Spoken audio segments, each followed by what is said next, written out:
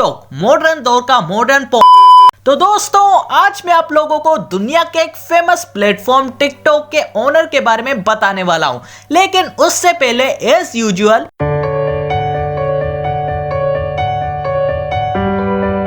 तो दोस्तों कैसे हैं आप लोग। मेरा नाम है कैफ अली और आप देख रहे हैं तालीम का घर।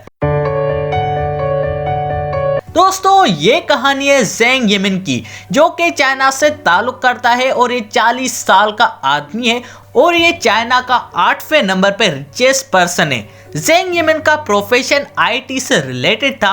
अब इसके अच्छे बैकग्राउंड आईटी नॉलेज की वजह से इसको दुनिया की सबसे बड़ी सॉफ्टवेयर कंपनी माइक्रोसॉफ्ट में जॉब मिल गई। अब उसूलन तो यही होना चाहिए था कि ज़ेंग इतनी बड़ी कंपनी में अपॉइंट हो गया है तो बहुत सारा अरसा वही काम करता, लेकिन ऐसा नहीं हुआ।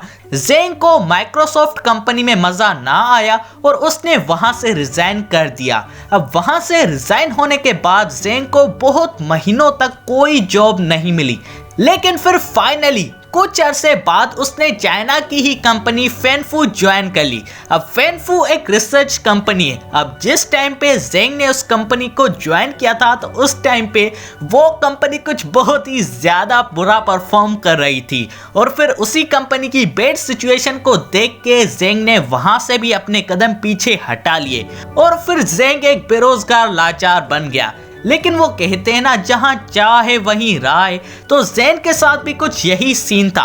उसको भी कुछ बड़ा करके दिखाना था और इसी जुनून ने इससे अपनी एक कंपनी खुलवाई 99 फैन के नाम से। और ये टाइम था जब ज़ेंग जीरो से हीरो के प्रोसेस में था। हाँ, अभी सिर्फ प्रोसेस में था, हुआ नहीं था। और वो साल था 2011 का। अब एक साल बहुत ही प्यारा चलने के बाद ज़ेंग ने ये नोटिस किया कि दुनिया काफी अपडेट हो रही है और सभी लोग स्मार्टफोन्स पे शिफ्ट हो रहे हैं। तो उसके दिमाग में कुछ बहुत ही बड़ा प्लान था, जिसकी वजह से ज़ेंग ने एक अलग से कंपनी बनाई बाईटोन्स के नाम से 2012 में। अब ज़ेंग ने ये जो कंपनी बनाई उस पे उसने एक प्रोजेक्ट शुरू किया और कुछ अरसे बाद वो प्रोजेक्ट एक हिंटोज़ोई एप्लीकेशन की शक्ल में सबके सामने आया। अब इस प्रोजेक्ट में ज़ेंग के काफी सारे शेयर्स इन्वेस्ट हुए पड़े थे। अब ज़ेंग का इरादा तो बड़ा था, लेकिन और ज्यादा के चक्कर में ज़ेंग की हिंटोज़ोई एप्लीकेशन टोटली फ्लॉप हो गई और कुछ रिस्ट्रिक्शंस की वजह से चाइना की गवर्नमेंट ने भी उस ऐप को बैन कर दिया। अब ज़ेंग ने अपनी तकरीबन इन्वेस्टमेंट्स उसमें कर दी थी। वो एक ऐसी ऐप बनाना चाहता था जो कि सारे लोगों को हर जगह के बारे में आगाह करे। अब आइडिया तो काफी अच्छा था, लेकिन ज़ेंग अब खोखला हो चुका था और अब कर्जे की तलाश में उस ऐप को बनाने के लिए इन्वेस्टर्स तलाश करने लगा। अब पहली ऐप की छींटे इस पे अभी भी थी, तो इसी वजह से कोई भी इन्वेस्टर इसकी ऐप पे इन्वेस्ट करने के लिए राजी नहीं हो रहा था। लेकिन फिर कुछ अरसे बाद 2012 में ज़ेंग को फाइनली एक इन्वेस्टर मिल गया जो कि इन्वेस्ट के लिए तैयार था।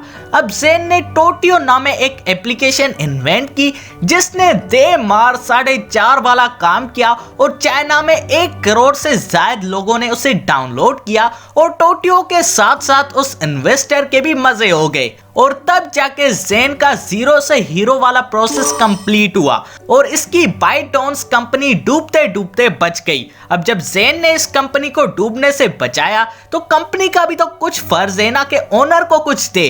तो सितंबर 2016 को ज़ेंग की इस कंपनी ने टिकटॉक नामे एक एप्लीकेशन बनाई। अब इस एप्लीकेशन ने बहुत ही जल्दी और बिल्कुल ही थोड़े टाइम में बहुत ही ज्यादा शोहरत हासिल कर ली थी। अब ज़ेंग इस टिकटॉक को चाइना से वर्ल्ड वाइड करवाना चाहता था। वैसे अगर मैं उसकी जगह पे होता तो मेरे दिल का पहला जवाब ये आना था कि काके रुक जा, ठहर जा, ज्यादा के चक्कर में फिर से रुल जाएगा। लेकिन वो भाई इतना बड़ा बिजनेसमैन था और रिस्क टेकिंग पावर भी बहुत ज्यादा था, तो फिर से उसने रिस्क लिया और स्टेप फॉरवर्ड किया टिकटॉक को वर्ल्ड वाइड करने के लिए। अब टिकटॉक वर्ल्ड वाइड करने के लिए जो बड़ा मसला आया वो वर्ल्ड वाइड फेमस म्यूजिकली का था। ये जब तक मार्केट में थी तो टिकटॉक का ऊपर जाना मुश्किल था, तो यहाँ इसने अपने बिजनेसमैन होने का पुख्ता सबूत दिया और 150 अरब में म्यूजिकली को खरीद के टिकटॉक में जाके मर्ज कर दिया। और आज तो आप देख सकते हो कि टिकटॉक कहाँ है। यहाँ तक कि यूट्यूब शॉर्ट्स ने भी अभी तक टिकटॉक को बीट नहीं किया और इसी टिकटॉक ने आज ज़ेंग को चाइना की टॉप 10 रिचेस्ट काउंटडाउन लिस्ट में भी काउंट करवाया है। तो दोस्तों, आप सबको कैसी लगी ये वीडियो जवाब कमेंट में मुझे जरूर बताइएगा। और अगर यार ये वीडियो थोड़ी सी भी अच्छी लगी तो लाइक और सब्सक्राइब करना मत भूलिएगा हमारे चैनल तालीम के घर को।